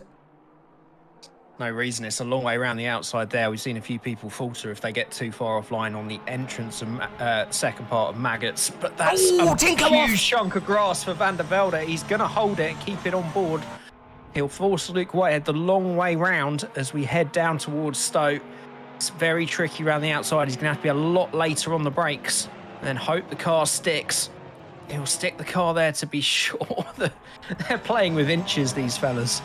Don't we all? Centimetres, let alone inches. And just about holds off. Yeah. If we can catch a breath at some point, what I was going to say with both these battles, you kind of want to turn up and pass. Yeah. Otherwise, the other guy starts getting an opportunity to feel out where you're potentially stronger and defend against it. It's always harder to work out an attacking move than it is to work out where to defend. And that's what Whitehead's now trying to work out. Van der Velde, we say he's driving a little erratically. It's because I think he's worked out already where to put the car because he knows where Whitehead's stronger. So now Whitehead needs to reverse engineer that and work out. This is where he seems to be closer as he runs out onto the Wellington Straight down towards Brooklands. But Van der Velde just closes off the apex super quickly on the brakes. And because you're trail braking into there, there's not really a big enough braking point for Whitehead. He's gonna have to surprise him somewhere, or hunt for that mistake, which we nearly saw last time round through Maggots and Beckett's. We did. You're quite right. I have noticed though the gap between Boothby and Whitehead's actually coming down slightly, Jay. I think it's probably because what we saw a second ago. I think that was net code. There was contact though, Jay. That was contact. That wasn't net code. That was contact. A little bit of a bump draft. That may. Okay, I think we got connection problem there. That didn't look very healthy there. Almost running into the boys behind. Incredibly lucky for Tinko Van der Velde. I think Tinko is having a few issues there. It did look to me like Luke Whitehead didn't know where he was. One of them there, I don't think was having the best connection to the server at that time. Let's hope that that's what it was. It didn't look like, to me, Luke Whitehead knew where he was at that time. No, that could be right. It's very unusual we see them banging doors like that. Matthias Kuhn is on the back of Van der Velde, so we'll see if there's similar issues for him. He's definitely attacking him as though he can see him, but it doesn't mean that Luke Whitehead necessarily could at that time. It's just when they were coming down to Cops, it looks like there was a slight disconnect from Tinko to where George Boothby was at that time. That's why they had the small little connection on the rear bumper, and I think going through Cops on the exit, I just don't think they knew where each other were. Yeah. If you stay with the action and commentate through that, I'm just going to watch the replay and see if it seems very obvious. The first contact looked like there was a slight change of positioning on Tinko Van der Velde's car that wasn't inputted by himself. So on my screen, Van der Velde moves over into Whitehead. On the contact, the second contact. Yeah. Yeah. No, I thought that too. Not the other way around. So if anything, it's like, as though Van der Velde didn't know where Whitehead was. Possibly. But he's just drifting, and it's... Yeah, I can't see why he would drift over like that if he didn't know where he was. Considering how close they'd just been racing for the past 5-6 laps, I'm not sure that everyone was compos mentis with the location of each other. So, yeah, never mind. Indeed, that is racing. Unfortunately, though... well, not unfortunately. That does mean Luke Whitehead takes his position back. Unfortunately for Tinko Van der Velde, he's dropped down to 5th place, which I don't think was too deserved. But, hey, it's still a good chunk of points. Grantis Caracas and George Boothby are still fighting behind. Statsenko has closed to 2/10 after these boys had to avoid the spinning car of Tinko Van der Velde into Maggots. So, yeah, slight movement going on behind. Matthias Kuhn has been able to definitely do well out of what's going on, because Tinko, I think, almost ran into him on the somewhat restart. But anyway, Grantis Caracas still behind Boothby. We shall resume that fight now. Yeah, that's the one to keep an eye on now, isn't it, regardless of what has happened. I think Valentine Barriers finally found his way past Smith Foch for 9th place. That battle between those three of Barrier, Foch and Hardier still going on. But yeah, so we're back. Whatever it was that happened there, it's a great shame, because that was just some of the racing that we've really missed. In the break between season 11 and season 12, that's what we love about AOR, is the pure competition between these guys, the respect they normally have, and how close it is all the way throughout a 60-minute long race. But yeah, it's Caracas now then that will try and make it a Veloce 1-2, crawling all over the back of George Boothby. And presumably he's coming up against the same problems his teammate was against that Ferrari, as he now comes into Brooklyn's, tries to have a look on the inside, but nothing to be doing. And probably in the same kind of boat, he's going to have to try and surprise him somewhere here. But he's got the unfortunate situation where that gap that was closing is now only 0.6 of a second. Statsenko back in 4th place, so he's going to have to be a bit careful about doing anything too drastic, because he could find himself behind a Honda as well. Still close, not quite as close as what we saw earlier between Whitehead and Tinker van der Velde. I think Grantis Caracas, I think, is just slightly struggling. You got to remember, George Boothby brought it in a good 3 laps later or so than Tinker van der Velde, so he has got a slightly more healthier car. So it might be more of a struggle to overcome than he might think. So we'll have to see how it comes out. Yeah, Beckett's there also was where Caracas made a mistake a few laps ago, which dropped him off. So he's finally got that gap back. But yeah, you could be right. Could be struggling a little bit less, and there was that lap difference, as you say, between Boothby and van der Velde in terms of how many laps they'd had the tyres on. I can't remember the lap difference. No, so it was van der Velde first, then the next lap Boothby, then the next lap Caracas. Okay, so I wasn't sure the difference between the two. Well, Boothby should still have okay tyres. I mean, it shouldn't be that much of a difference if it's just a lap difference. No. I mean, he's a lap fresher than even van der Velde was, in opposed to the battle against the Porsche. Yeah. No. That's what I was trying to say. Tinker van der Velde there. Where is he? P5 still. He's pulled away from Kun. I don't think he's going to have enough to get onto the back of Statsenko now, though. I think because he was technically, he'll probably be going backwards towards the end of the race in comparison to the people he's around, just because of tyre wear. But we'll see what happens with him. Matthias Kun might, you never know, put some moves on him.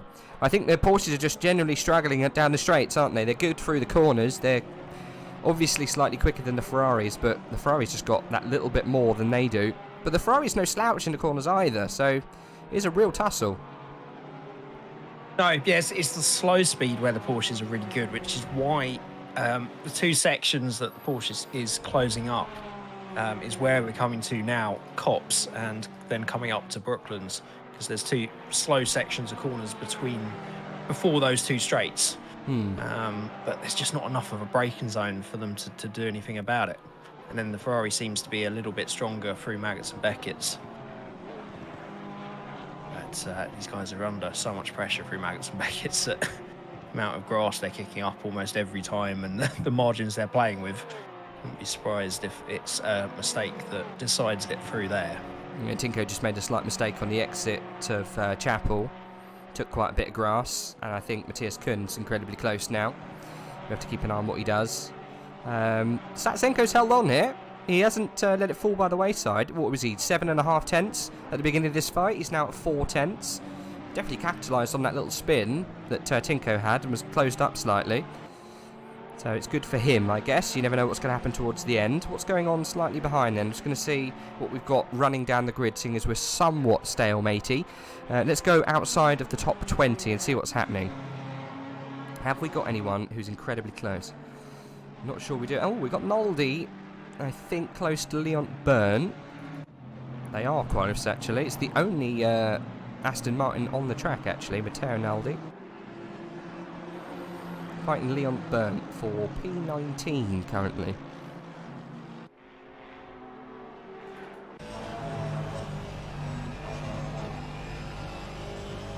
So see if he can find a way through in this section. Cuts the little ones underneath him. Will do so again. A little bit of damage on the back of Leon Burnt's Honda as well. He has got the advantage of having the slipstream from Apple ahead in the Audi. So he's definitely keeping him company. There have been a few position changes. Hardier's got himself past Foch as well. So Barrier and Hardier will be another one to keep an eye on, because they're fighting hard now. They've cleared Samir Foch by a couple of seconds. And Mathias Kuhn has got himself past Van der Velde, who's obviously struggling since that incident as well. Good for Kuhn. Sad times for Tinko. He has got himself past, yeah, you're right. I think he's struggling with the tyre wear. He obviously did a big old spinny spin as well, so he probably burnt quite a bit of that tyre up. So, yeah, not good. Never mind. This is not fallen too far back. He's got a nice gap now, back to Luke Southall, so he should hold on to P6. But, yeah, you've got to remember, though, Luke Whitehead, P1, but subject to investigation, I must say. As much as I don't want to. We do have live stewarding. Why would Whitehead be under investigation? Well, there's contact between Luke Whitehead and Tinker Van der Velde, so at least both of them are under investigation. It was Van der Velde's car that moved over. Luke stayed perfectly straight. It would be looked at, is what I'm trying to say.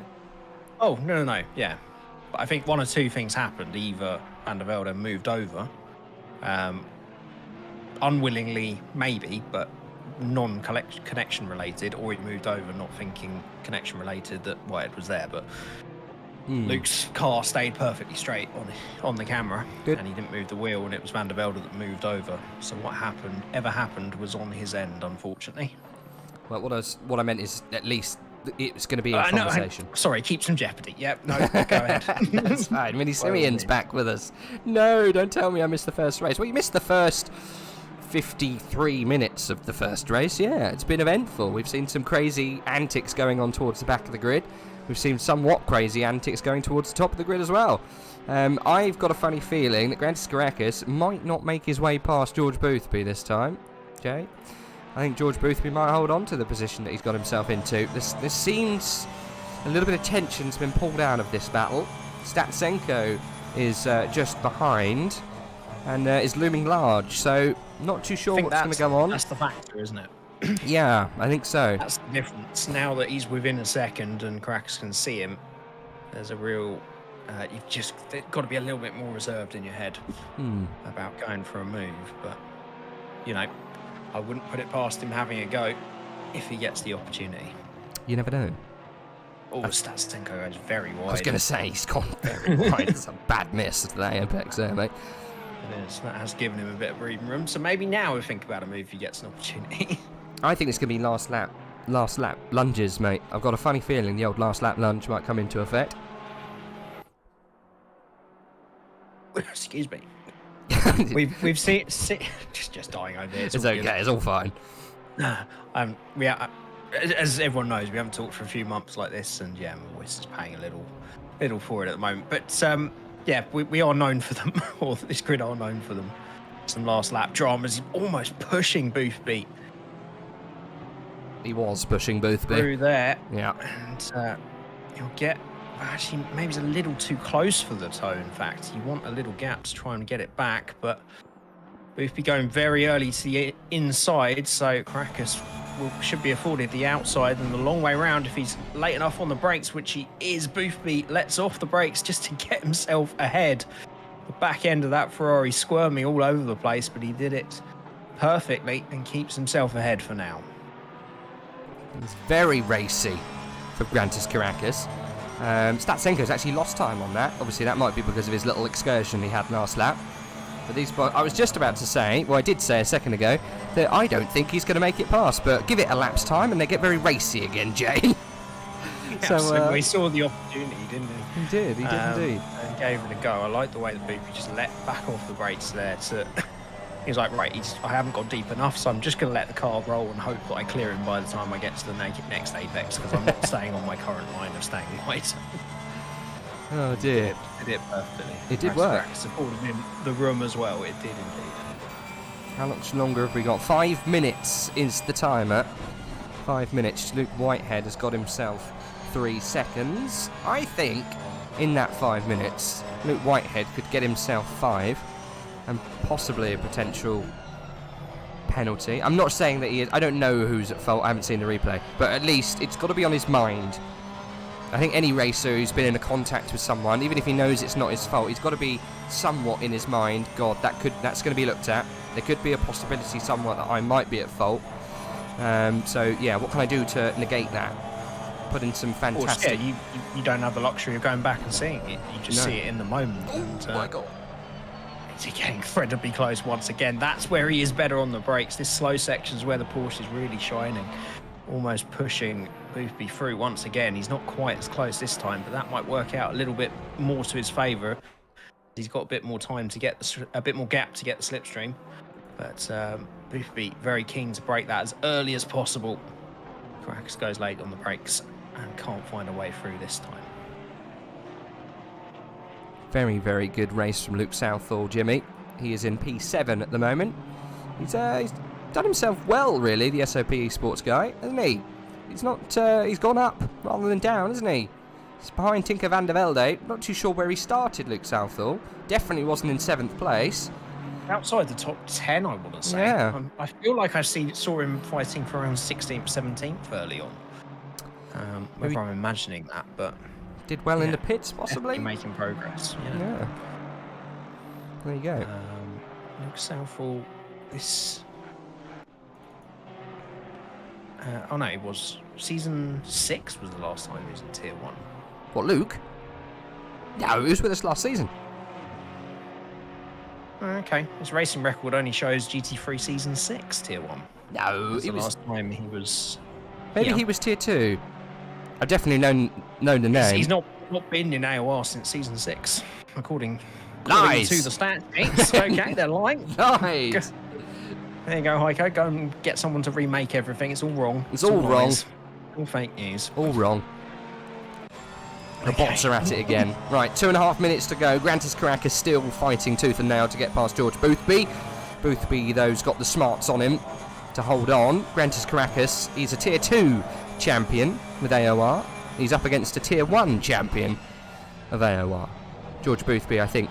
Oh, God, are you really going to test me now? Season 8 champion, possibly? Question mark? Who knows? Can't remember. I think he might be a 2-time, you know? George Boothby.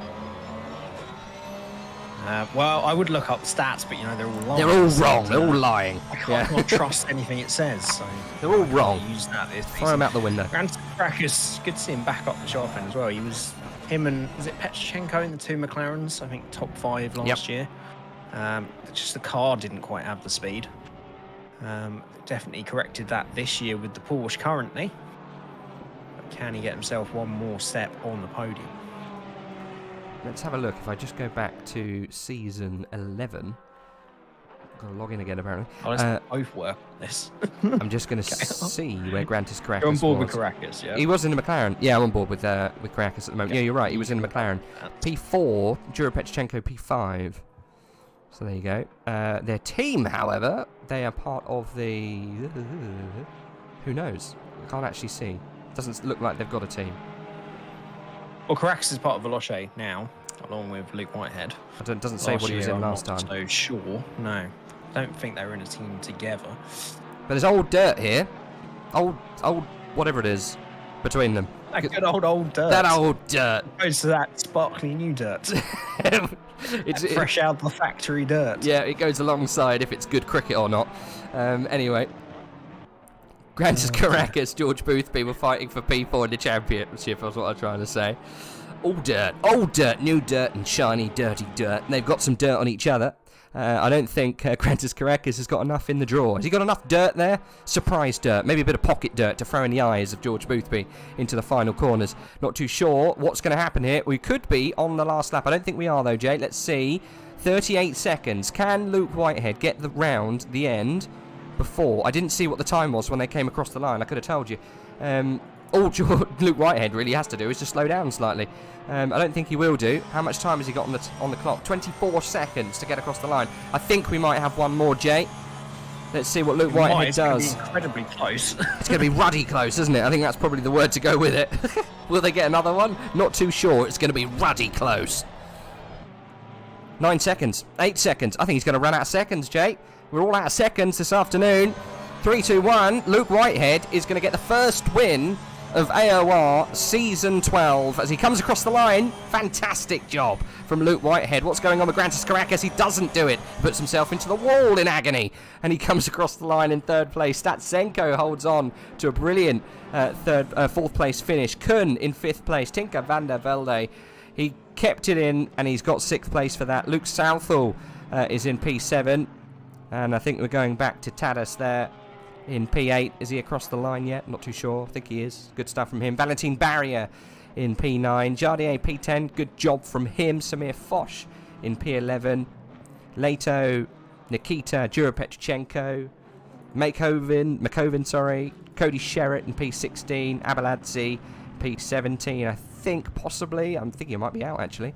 Inistroza was P17. There you go. Joris Apple was in P18. 19 Leon Burt and Matteo Naldi didn't quite get past him to get P20. I'm not going to go any further down because otherwise I will die. But good stuff from Luke Whitehead. I'm sure we'll have a chat with him. What an opener indeed, Mr. Time Traveller. It was a fantastic race. There was some drama. There was some racing. And there was some panel beating involved for sure with the winner. The big question is, though, what happened in that incident, Jay? What happened? That's what we all want to know. Yeah. It's regardless of what I think I saw, it could be completely different from the camera views or the connection views of other people. It's certainly the biggest talking point.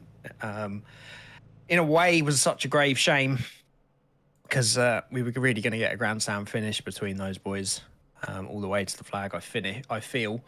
But yeah, some incredible strategy decisions that's really spiced up that race, and nothing's changed really, is it? It's still as close as ever all the way throughout the field. Still AOR, mate. It's still AOR. Well, let's see if we can get a chat from the top 3. Normally we do anyway. If you're new here, guys, we always have a little bit of an interview time with the top 3. And yeah, we'll see if we can get the lowdown on how it happened for Luke Whitehead. How George Boothby hang on, and if Grantis Caracas wants to talk to us for once. We'll find out in a couple of minutes, Jay. I don't think we've spoken to Grankas before. He's definitely been up there, but I don't think he's ever spoken to us. It sounded like a lead to an ad break. I was like, have we added something I don't know about? I will be back right after this word from our sponsors. No, we don't. We don't have any ad breaks. We However, have sponsors for season 12. We do have. Do we have any? Well, yeah, of course we do. Do you have a problem in the sock department, Jay? I often do. Well, I'm slipping all over the place in just my daily life, but also when I'm at the sim rig. Now, if you like playing in socks like I do, then don't look any further than SIMSOK. You know why? Why? Why? They've got lovely padded inner soles, so you get lovely, lovely movement on that pedal. You've got gummy bits on the back of your heels, so when you do the braking and such, you've got all of the control of your digits that you want. They're actually really nice. I do joke. They're a nice set of socks. Go for the large, boys. If you want to order them and you think, oh, I'm not sure what size I am, I might be a medium. You're not. I mean, you're a large. Check against the size of your feet. Just go for a large. Firstly, just go for a large. Don't follow that advice. Don't follow that advice. Unless if you want to potentially buy 2, don't follow that advice. Unless you're some kind of weird, still tiny pixie man, go for a large. Because a large is anywhere, I think, between size 7 and 9. I think you'd be bang on a large. If you've got huge duck feet, then I don't know. I don't think you're catered for, mate, because large is a medium, really. I'm sure they have measurements on the website. They do, but just ignore them. Working out what size your feet are. No, right, we've got the boys. We've got George and we've got Luke. Right, that was hell. Well, I've heard as well, if you fancy a little bit of tuition or just general racing gumph, head yourself over to Driver 61 because they've got all of the information you need to get yourself on the grid and higher up. Those are the 2 sponsors. Let's get Luke in and let's get UK Mr. OG George for a little chat. Lukey Luke, well done. Top step again, Hello. Buddy. Good to see you. It's been a while. It's good to be back, start to guys. the year, mate. Great start. And great start to the new team. I must say, congratulations on the recent signing. Thank you very much. I appreciate it. But hello, Rage. Hello, Jamie. It's good to be back. Good to hear your beautiful voices again. But yeah, I hope you've... They're considerably less beautiful at this point after not commentating for months. Nah, you'll always be beautiful to me, you guys. Always. But yeah, worked well. The first race has gone perfectly, exactly as we kind of wanted it to, and as a means to move forward. The 1, 2, 3 for Veloce, which is, pretty perfect as well for the team. So yeah, pretty happy. What's 1, 2, 3? Is George with them as well then? It's myself, George, Grantus. Yeah. I didn't notice that. Well, there you go. 1, 2, 3. Yeah. Fantastic. That's why me and Grantus's livery work wasn't showing, because we hadn't submitted it in time. Whoops. I thought so. It's I normally had them. Maybe someone didn't follow the instructions that were posted in the comms chat. Sorry.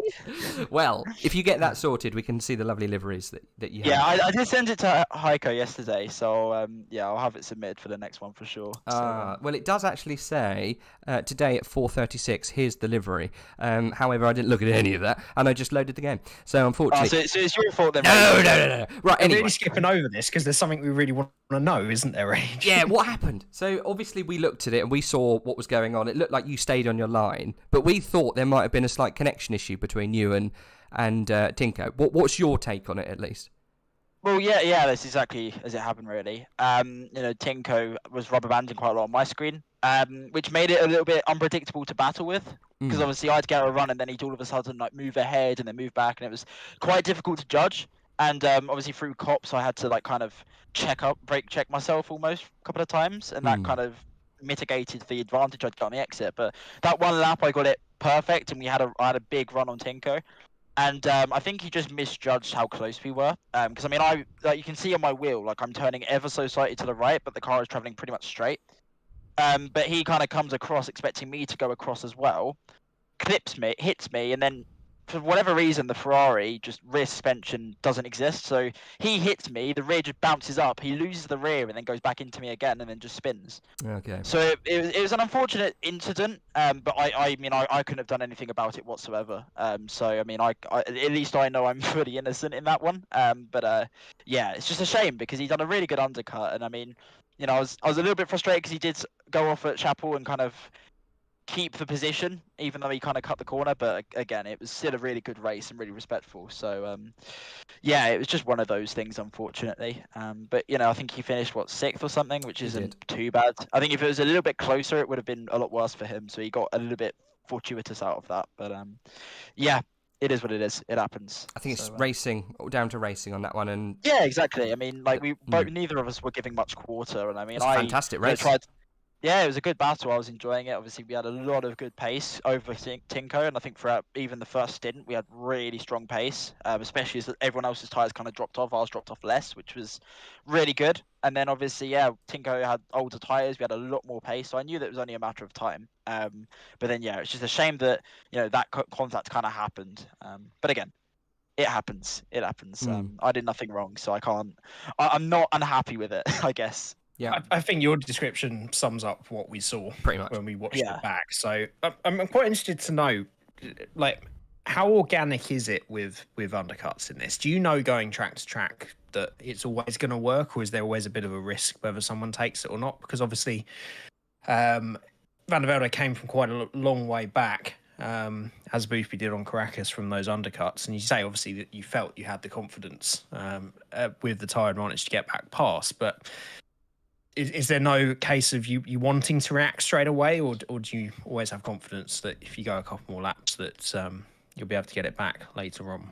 Well, I'll be honest, I didn't expect the undercut to work. Obviously, I felt like my pace was still really good, and I had no tyre drop-off, so I didn't expect the undercut to be that big. But then, of course, I forgot that they'd be on half a tank, with brand new tyres, whereas we'd been on old tyres that we use on a full tank. So the drop-off's always going to be, the undercut's going to be a lot more effective than in other series. So I kind of forgot about that.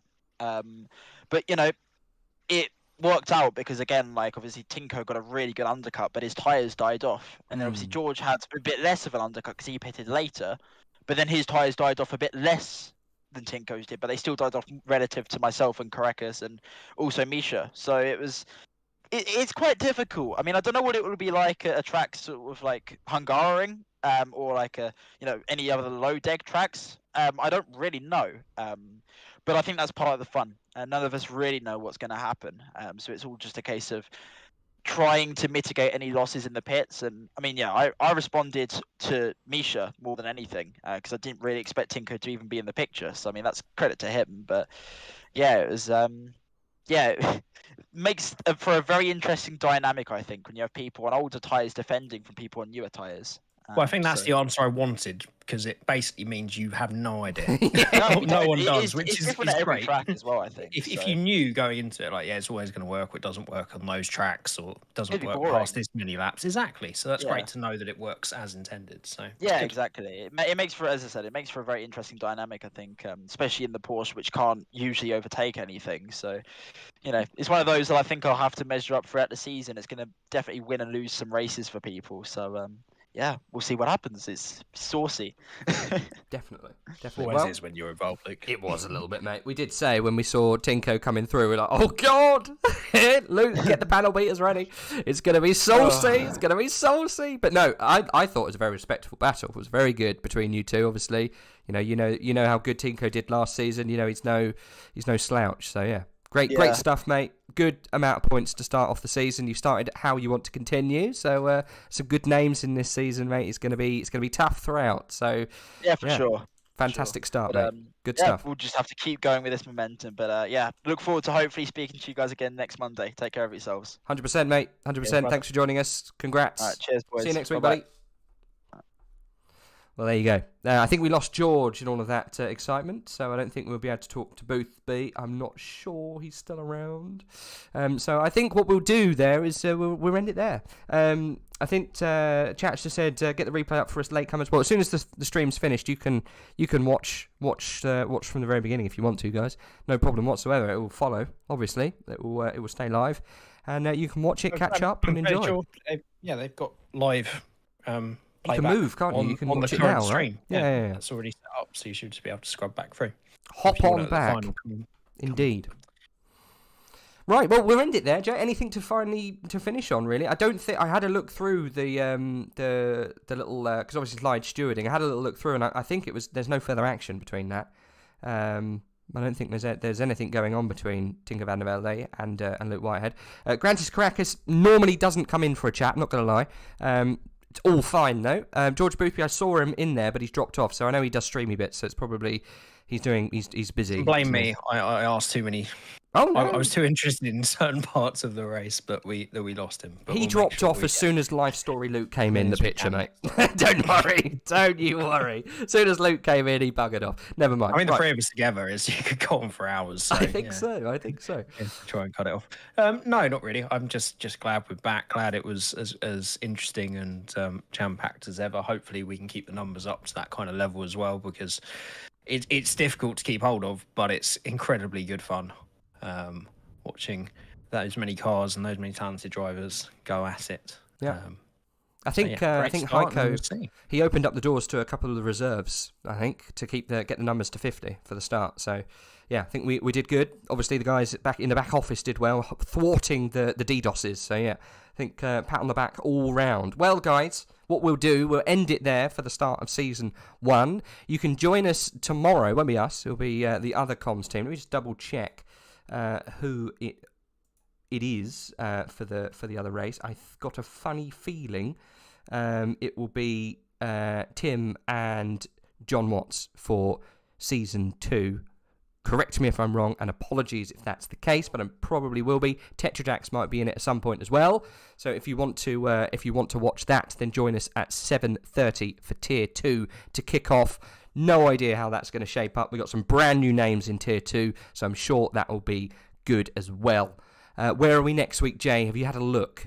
Have you had a little... we are. So we're going to Circuit the Americas out in Texas. We'll try not to do stupid accents the entire time. Oh, God. Then we go to... Well, we can just quickly, before we end, run through the calendar that we've got. Go on. Yes, fire away. Yeah, round 3 is round the Hungaro Ring. Twisty technical circuit. Then we go to the madness of Bathurst, Mount Panorama for round 4. That'd be a long race, Jay. That'd be the big one. That's the 90-minute bad boy round Bathurst. Hopefully I won't have PTSD from doing 12 hours of Bathurst this weekend in iRacing.